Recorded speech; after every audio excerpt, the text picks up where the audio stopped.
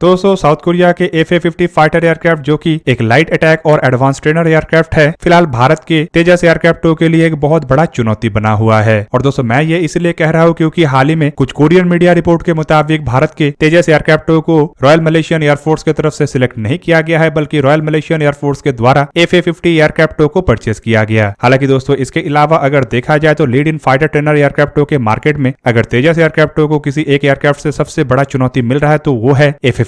हाल ही में पोलैंड की तरफ से भी साउथ कोरिया के ये FA-50 एयरक्राफ्टों को खरीदने को लेकर एक बहुत बड़ा ऑर्डर दिया गया है। पर आपको जान के हैरानी होगा कि ये जो एयरक्राफ्ट है ये तेजस एयरक्राफ्टों से काफी अधिक महंगा और करीबन $58 मिलियन पर यूनिट कॉस्ट है। तो वहीं पे एयरक्राफ्टों में लॉन्ग रेंज का हथियार भी नहीं है। और दोस्तों आज के इस वीडियो में आप लोगों को बताऊंगा कि FA-50 फाइटर एयरक्राफ्टों के पास ऐसा क्या है जो कीमत में भी अधिक होने के बावजूद और एयरक्राफ्टों के पास लॉन्ग रेंज के हथियार ना होने के बावजूद भी एक के बाद एक एयरक्राफ्टों को सफलता मिल रहा है। तो डिटेल में जानने के लिए वीडियो के आखिर तक बने रहिए और चैनल को सब्सक्राइब और वीडियो को लाइक जरूर कीजिए। तो दोस्तों एक समय वार्सो पैक्ट में रहने वाले पोलैंड जैसा देश फिलहाल नेटो का मेंबर है। नेटो के मेंबर होने के बाद पोलैंड की तरफ से अपने हथियारों के बेड़े को भी वेस्टर्न हथियारों से लैस किया गया है। तो वहीं पे दोस्तों यूक्रेन रशिया के लड़ाई शुरू होने के बाद पोलैंड की तरफ से अपने हथियारों को मजबूत करने के लिए कई बिलियन डॉलर खर्चा करने के नए नए प्रोजेक्टों का भी शुरुआत किया गया है। हाल ही में आप लोगों को एक वीडियो के माध्यम से बताया था कि किस तरीके से पोलैंड के द्वारा करीबन 60 F-35 fighter aircraft, 2000 tank, even कई सारे अन्य आर्टिलरी व्हीकल और इंफ्रास्ट्रक्चर को मजबूत करने के लिए कई बड़ा अमाउंट खर्चा किया जाएगा। तो वहीं पे दोस्तों पोलैंड की तरफ से जब हथियारों को परचेस किया जा रहा है तो उन हथियारों का एक बहुत बड़ा मात्रा साउथ कोरियन भी है। रिपोर्ट के मुताबिक हाल ही में पोलैंड की तरफ से K2 ब्लैक पैंथर जैसे टैंकों को खरीदने का ऑर्डर देने के बाद और K9 थंडर जैसे आर्टिलरियों को खरीदने के बाद साउथ कोरियन कंपनी की तरफ से निर्माण किया हुआ लीड इन फाइटर ट्रेनर या फिर कहे तो लाइट अटैक और एडवांस जेट ट्रेनर FA-50 को भी खरीदने के लिए कई बिलियन डॉलर खर्चा किया जा रहा है। हाल ही में दोस्तों पोलैंड के डिफेंस मिनिस्ट्री की तरफ से 2 बैच में FA-50 फाइटर एयरक्राफ्टों को खरीदने को लेकर एक अनुमति दिया गया है। इस अनुमति के अंतर्गत पहले बैच में करीबन 12 FA-50 ब्लॉक 10 एयरक्राफ्टों को $700 मिलियन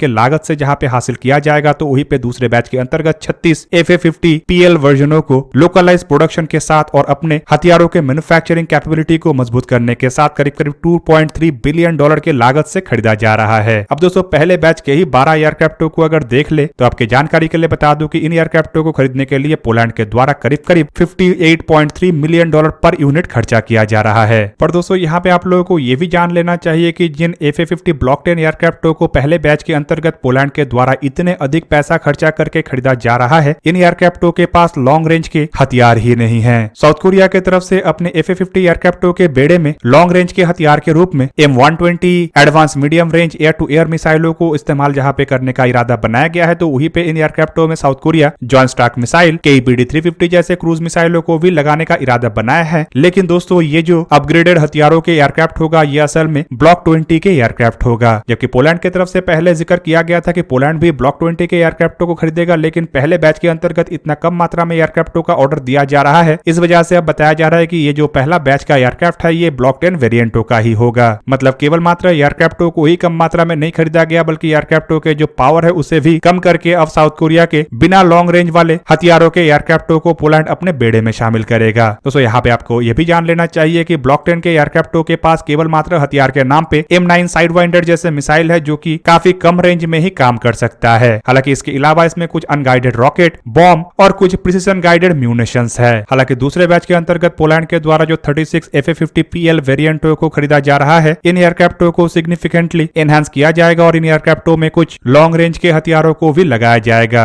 रिपोर्ट के मुताबिक ये असल में ब्लॉक 20 वेरिएंट ही होगा जिसे कि पोलैंड में कुछ स्पेसिफिक मॉडर्नाइजेशन के साथ बनाया जाएगा बोल के इसका नाम FA-50 PL वेरिएंट रखा गया है। पर दोस्तों आपको जान के हैरानी होगा कि FA-50 PL वेरिएंटों के लिए पोलैंड की तरफ से और भी अतिरिक्त मात्रा में पैसे को खर्चा किया जा रहा है और रिपोर्ट के मुताबिक पोलैंड ऐसे हर एक एयरक्राफ्ट के लिए करीबन $63.8 मिलियन खर्चा करने जा रहा है। हालांकि इस एनहांसमेंट के तहत एयरक्राफ्टों में AN/APJ-83 मतलब F-16V एयरक्राफ्टों में इस्तेमाल होने वाला रडार या फिर AN/APG-84 मतलब F-16 और FA-18 एयरक्राफ्टों में इस्तेमाल होने वाले रडारों में से किसी एक रडार को लगाया जाएगा। और दोस्तों रिपोर्ट ये भी है कि पोलैंड की तरफ से जिन एयरक्राफ्टों को साउथ कोरिया से परचेस किया जा रहा है उन एयरक्राफ्टों का इस्तेमाल करके पोलैंड अपने बेड़े के सभी MiG-29 जैसे एयरक्राफ्टों को रिटायर्ड करना चाहता है। जबकि दोस्तों दूसरी तरफ ये भी बताया जा रहा है कि जितने दाम पे पोलैंड के द्वारा इन छोटे आकार के बेसिक ट्रेनिंग और लाइट अटैक एयरक्राफ्टों को परचेस किया गया है, उतने दाम पे तो पोलैंड अन्य मॉडर्न या फिर कहे तो बड़े आकार के एयरक्राफ्टों को भी परचेस कर सकता था, पर पोलैंड की तरफ से इन एयरक्राफ्टों को इसीलिए चुना गया क्योंकि इन एयरक्राफ्टों के जो कॉस्ट पर आवर फ्लाइंग है वो काफी कम है। रिपोर्ट के मुताबिक F-15 एयरक्राफ्टों के हर घंटा फ्लाई F-16 एयरक्राफ्टों के मुकाबले में 5 हिस्से का 1 हिस्सा खर्चा करता है, जबकि F-35 F-50 के मुकाबले में 6 से 7 गुना अधिक खर्चेलू एयरक्राफ्ट है। और एयरक्राफ्टों के कॉस्ट पर फ्लाइट आवर कम होने के कारण F-50 एयरक्राफ्टों को पोलैंड के द्वारा फ्रीक्वेंटली एयर पेट्रोलिंग के लिए इस्तेमाल किया जा सकेगा और किसी अन्य एयरक्राफ्टों के मुकाबले में इन एयरक्राफ्टों को कम पैसे में लगातार उड़ान भी भराया जा सकेगा। दोस्तों फिलहाल अगर देखा जाए तो F-50 एयरक्राफ्टों को किसी मल्टी रोल फाइटर एयरक्राफ्टों के साथ कंपेयर इसीलिए भी नहीं करना चाहिए क्योंकि इन एयरक्राफ्टों के पास ना ही मल्टी रोल एयरक्राफ्टों के जैसे कैपेबिलिटी है और ना ही ये मल्टी रोल एयरक्राफ्टों के बराबर के दर्जे पे बनाया गया है। पर एयरक्राफ्टों को जिस कारण बनाया गया है और जिस तरीके का काम ये एयरक्राफ्ट कर सकता है उसके मुकाबले में एयरक्राफ्टों को खरीदने का कीमत काफी अधिक है। रिपोर्ट में दावा किया जा रहा है कि पोलैंड की तरफ से पहले 1.9 से लेकर 2.4 बिलियन डॉलर के लागत के अंदर इन एयरक्राफ्टों को परचेस करने का एक इरादा बनाया गया था और उस दरमियान पोलैंड की तरफ से एयरक्राफ्टों के ब्लॉक 20 वेरिएंटों को भी खरीदने का इरादा बनाया गया था। पर एयरक्राफ्टों के कीमत के साथ साथ एयरक्राफ्टों के लिए इंफ्रास्ट्रक्चर, हथियार और अन्य इक्विपमेंटों को भी खरीदना है और इसे देखते हुए ही एयरक्राफ्टों के कीमत को घटाने के कारण पोलैंड की तरफ से पहले बैच के अंतर्गत 12 F-50 ब्लॉक 10 एयरक्राफ्टों को परचेस किया जा रहा है। दोस्तों यहाँ पे आप लोगों को यह भी जान रखना चाहिए कि जो पहले 12 एयरक्राफ्टों को साउथ कोरिया की तरफ से पोलैंड को डिलीवर किया जाना है, बताया जा रहा है कि इन एयरक्राफ्टों का डिलीवरी साल 2023 तक समाप्त कर दिया जाएगा। पर दोस्तों एयरक्राफ्टों के कॉस्ट के साथ कुछ और भी फैक्टर है जैसे कि जल्द से जल्द एयरक्राफ्टों के डिलीवरी। अगर दोस्तों इसके मुकाबले में स्लोवाकिया की तरफ से ऑर्डर किया गया साल 2019 के 14 F-16V मतलब ब्लॉक 70-72 फाइटर एयरक्राफ्टों के डील को ही देखा जाए तो इसे खरीदने के लिए स्लोवाकिया की तरफ से करीबन 1.8 बिलियन डॉलर खर्चा किया गया है। हालांकि इसमें एयरक्राफ्टों में इस्तेमाल होने वाले हथियार, additional equipment, spare parts, 22 pilot और 160 ग्राउंड क्रू मेंबर के ट्रेनिंग भी शामिल है। पर यहाँ पे सबसे बड़ा बात यह है कि स्लोवाकिया को 2019 में हस्ताक्षर किए हुए डील के बदले पहला एयरक्राफ्ट साल 2024 में मिलेगा,